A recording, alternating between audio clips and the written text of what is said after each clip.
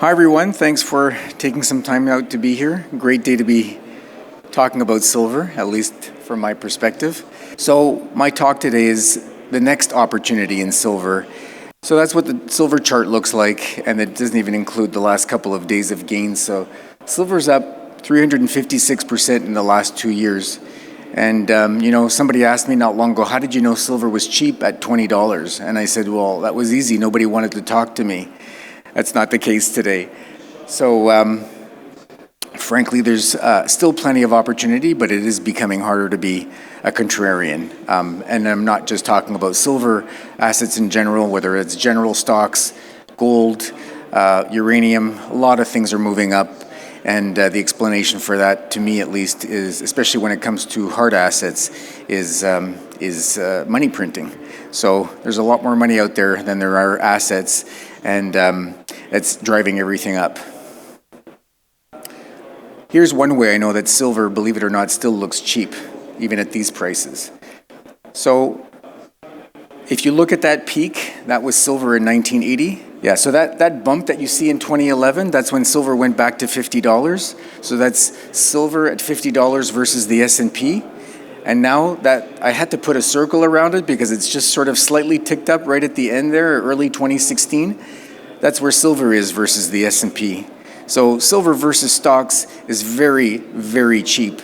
And silver would actually have to go up 20 times where it is now. If the S&P didn't move, silver would have to go up 20 times from its current price to match where it was in 1980. So I think there's a long way to go. I thought what I was going to do this time is look back at presentations I gave over the last couple of years to get some perspective. So back in January of 2024, silver was still $23, and I said silver is a critical metal and that it has explosive upside. Then when it was $28, back in May of 2024, I said silver is breaking out. Are you positioned? Then a year ago, in January of 2025, it was still only $30. And I said the silver squeeze approaches. Then in May, it was $33. And I still thought silver was the cheapest asset. By September, it was $46. And I said silver is the new silver. And here we are. I think I need a real-time feed for the price because it just keeps changing. So it's slightly below that, I believe, right now.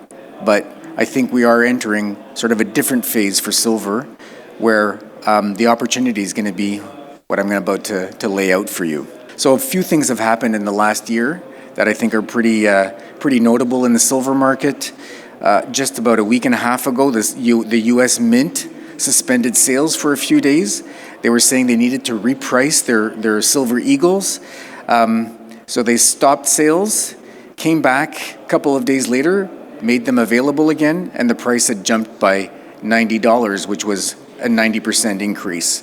In the fall, you had the U.S. add silver to its critical minerals list. Now the U.S. is planning a $2.5 billion strategic minerals reserve. Trump recently told his trade officials to explore price floors for those 41 critical minerals. China is tightening its exports. They're making it more difficult. They want larger companies to be exporters. They want them to have higher minimums of exports previously to qualify as exporters. 60 to 70% of global silver refining is within China's borders. So even, if you mine silver in other places, a lot of that silver ends up flowing through China to be refined and then eventually get exported. And now they want to restrict some of the exporting. In India, they now allow silver as a collateral for bank loans. And recently, Bank of America's Widmer, the analyst there, said he thinks that this year silver could reach anywhere from $135 to $309 based on the gold to silver ratio. I don't think we're going to see that quite that soon, but I wasn't expecting $100, within 3 months either. So who knows? This is to give you a little bit of perspective. The world's investable assets come to $261 trillion. And that yellow sliver at the bottom is gold, just gold. Gold represents 6% of the world's investable assets. Silver does not even appear on this chart. It's so small. In fact, I can only assume that there's a little sliver there that's about 2.5%, and it's all of the other assets that aren't in the rest of the chart, and that silver is part of that others slice. So if I had to guess, I'd say silver is probably 10% or less than what gold is. So even with today's prices, even with, sort of an awakening awareness of silver, silver is nowhere nearly owned the way most other assets are. Does that mean with this kind of a run-up that we've had, a peak in silver? Perhaps in the very near term, but participation, frankly, in the West in particular is very low. The chart on the left shows you global holdings of silver in silver ETFs, and so that's getting close to its previous peak, which was early 2021.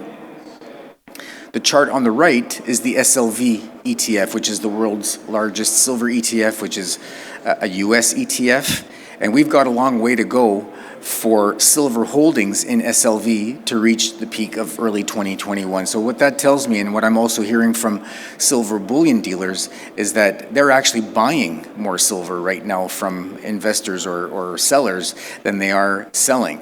So the buying is mostly coming from Asia. It's coming from the East. In fact, it's coming from Europe as well as from Asia. And we're hearing, anecdotally at least, of lineups in places like Singapore, China, South Korea. South Korea had to shut down silver sales from banks earlier last year because the lineups were getting crazy. They were running out of supply.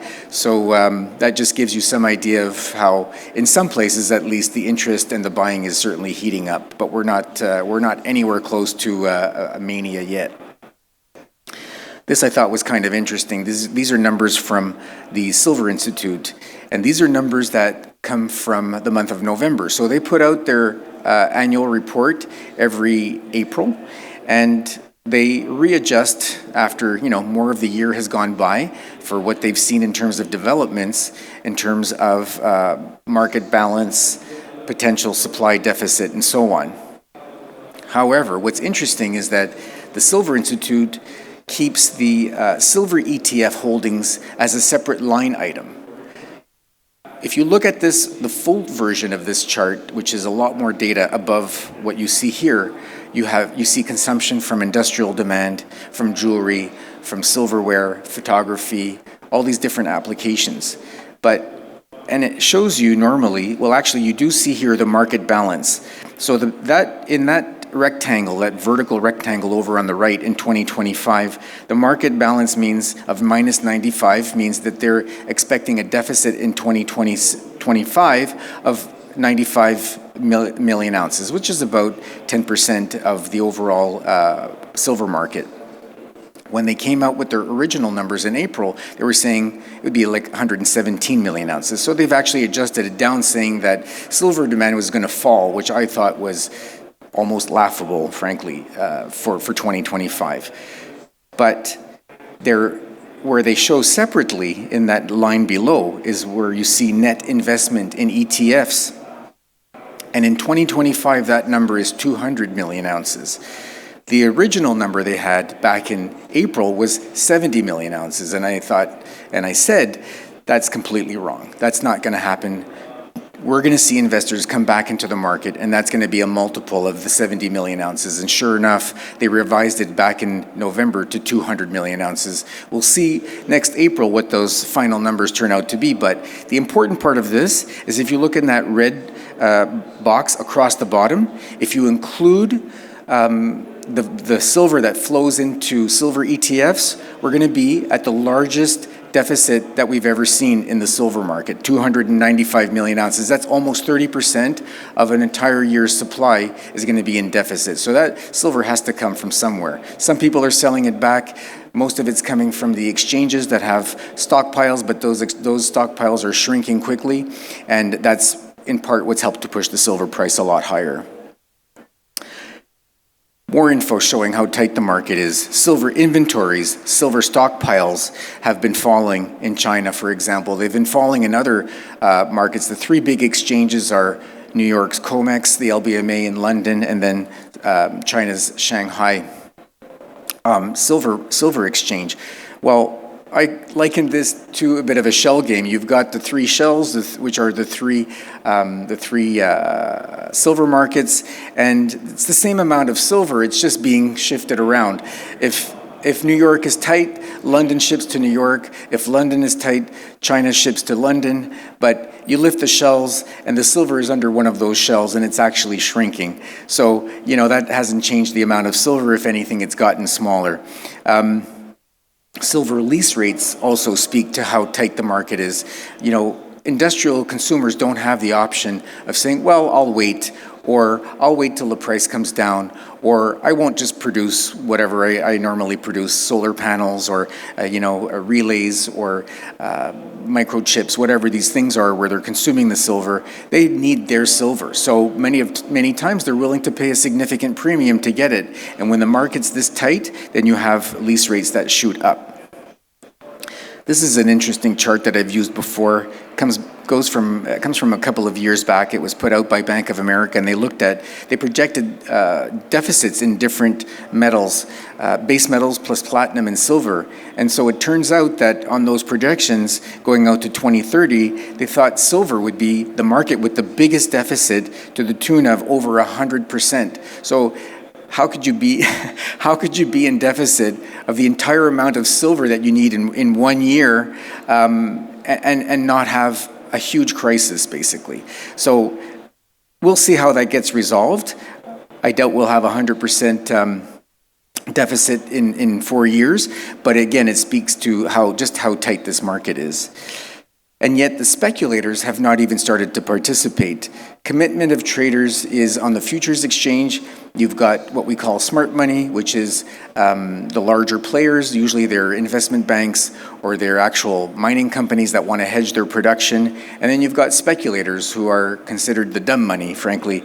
And right now they are underexposed to silver. So that means they haven't even started to participate, meaning suggesting that, things have, despite what we've seen in the last weeks and months, have really not even started to get heated. The gold-silver ratio, that tells you how many silver ounces it takes to buy 1 gold ounce. And the ratio in the last, say, 20, 25 years has averaged about 55 or 60. In April of last year, it peaked at 105, and it's fallen, as you can see at the very right end, very rapidly from 105 to about 48, 46 today. And what happens and what we've seen in the past is when you have these big corrections in the ratio, it tends to overcorrect. It doesn't go back to what's sort of an average or normal ratio. It goes way below. And so frankly, we could easily, I believe, see it go to 40 or maybe even 35 this time around. And at $5,000 gold, 40 to 1 is $100 silver. I think very sustainable, and that's why I think that, once we get some kind of a correction, we're either going to move sideways or we're going to start trending up pretty quickly once again. During major bull markets in silver bulls, if you look back to 1971, and you can calculate this different ways, but the average of a major bull market in silver was 430%. This is a little bit out of date by a matter of a few days, but we're about a quarter of the way there if we get just an average bull market in silver. That would justify, much, much higher prices. Now here we get into where I believe is the opportunity now. It's going to be the silver miners. And that's because these much higher silver prices haven't been priced in yet. On the left, you have Pan American silver versus the silver price. Pan American silver, 2002 to 2008 was up 600%. Wheaton Precious Metals from 2008 to 2011 was up 16 times, gained 1,500%. And these are some of the biggest names in the space. So it doesn't mean you have to take huge risk within the silver mining sector to make gains like that. 2016 was a short but explosive bull market in silver. It lasted about 6 or 7 months. Silver was up 40%. The SIL ETF was up 240%, and SILJ was up 340%. So that was some pretty decent leverage to the silver price. So if we look back now, the last 5 years, so the gray line is the silver price, and the red and blue lines are SIL and SILJ. Well, in the last 5 years, the silver price has doubled the return of the silver miners. So you've had negative leverage by owning silver miners over that length of time, the average silver miner. If you look back over the past 2 years, it's been even. You've had no reward for the risk of owning silver miners because you had the same return as if you had owned silver outright. The SIL ETF ratio to silver for the last 10 years, very interesting because that short bull I told you about in early 2016, that's what you have on the left. It peaked, and then those you've had successive peaks lower peaks ever since then. So I kind of thought that, when silver reached 50 in October, that you'd start to see this leverage really kick in the silver miners. And what happened was it actually peaked a little bit earlier. The miners peaked. I'm not saying their prices peaked, but the ratio of the values of the miners to silver peaked about a month before silver peaked at $50. And that drop that you see all the way over on the right means silver has dramatically outpaced silver miners over the last 3 months. And I think we're going to move into like a double bottom formation now, and that it's time for the silver miners to really start to outpace silver. And here's why. You could assume, I think reasonably, that the all-in sustaining cost is about $20 for an ounce of silver. I say that because most silver is produced as a byproduct, and if you add in the value of the other metals you're producing, whether that's gold or copper, lead, zinc, their prices have been moving up as well. So the credit that you get from mining those other metals makes your silver production cheaper. At $30 silver and $20, silver selling at $30 and the production cost being $20, you're making a 33% profit on your selling price. But at $90 silver, at a $20 production cost, you're making a 78% profit margin. So this hasn't been priced in yet. The analysts are still using, or have been until recently at least, using $25, $30 silver. They have to rejig all their models. They're going to start moving that price up. They're not going to be, most of them, using $100 silver. They might be using $40, $50, $60 silver. But it's going to take a couple of quarters for us to start to see these new profits, the cash flow and the profits being priced in, and the market's going to see this, for a couple of quarters, they're going to say, wow, these are really cash machines. The same thing, by the way, is happening in gold. As the gold price has moved up, believe it or not, the price to earnings ratios for gold miners has fallen. So that means that even though the share prices have moved up, the gold price has moved up faster than the share price. So those stocks have actually gotten cheaper despite their prices having moved up. So that's something to keep in mind. An interesting quote by, or not a quote because I'm not going to say it verbatim, but a guy who runs a $3 billion gold and silver fund at Jupiter Asset Management, Ned Naylor Leland, said recently that silver producers are trading at about 2 times their net asset value, and yet the developers, so that next rank below, are trading at 0.2 times their net asset value. So for a developer to move into production and to get the same kind of actually still very low valuation of 2 times is a 10 times return. So, and we haven't even factored in the boost in the silver price. So I believe this is the next opportunity. It's going to be the silver miners. I think it's going to take a couple of quarters for that really to sink in, and then you'll see eventually the market come to terms with that. And despite what we've seen in the run-up in many and perhaps even most silver miners over the last year, I believe that's nothing. The next 2 to 3 years should be pretty tremendous. I write the only silver-focused newsletter. It's called Silver Stock Investor. We have about 28 positions in the letter. Most of them doubled last year. Many were up 5 times. We even had an 8-time return on one of them. And like I say, I think that there's still a lot of upside ahead. I'm teamed up with a guy by the name Jeff Clark, who writes the Gold Advisor and the Pay Dirt Prospector newsletters. We have 2 newsletters each.